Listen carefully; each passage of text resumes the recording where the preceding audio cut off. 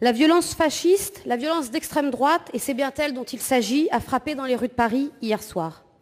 Un jeune homme de 19 ans, Clément Méric, serait aujourd'hui en état de mort cérébrale après l'agression sauvage dont il a été victime.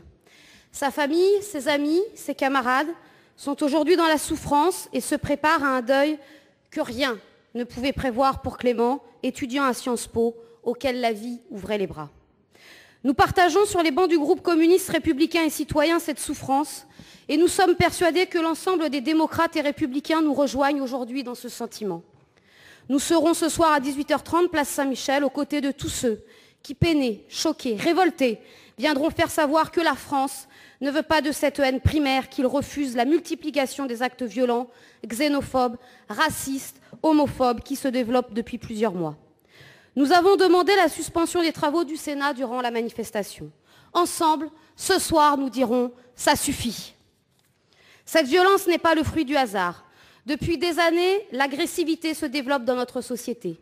La crise profonde, la montée effroyable du chômage et de la précarité, des heures sombres de l'histoire du monde l'attestent, suscitent des comportements de repli sur soi et de recherche des boucs émissaires.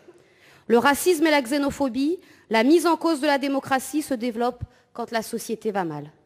Malheureusement, le mal se répand parfois si vite que le temps peut manquer pour réagir. Le crime commis hier soir par des individus qui, de toute évidence, appartiennent à la mouvance de l'extrême droite, doit être un avertissement suprême. La République doit réagir. Elle doit empêcher de nuire ceux qui sapent l'idéal de fraternité et de solidarité qu'elle porte en son sein. Il faut, Monsieur le Premier ministre, prendre les mesures de dissolution de certains groupes fascistes. Nous ne pouvons plus attendre. La République se doit de combattre les idées de haine véhiculées par l'extrême droite. Chaque atteinte à l'idéal républicain doit être prise et combattue fermement, pied à pied. Monsieur le Premier ministre, nous comptons sur votre gouvernement pour que les auteurs présumés de l'agression mortelle soient jugés et sanctionnés. Nous comptons sur les décisions fortes et vous pouvez compter sur nous pour renforcer plus que jamais notre vigilance républicaine et ne plus tolérer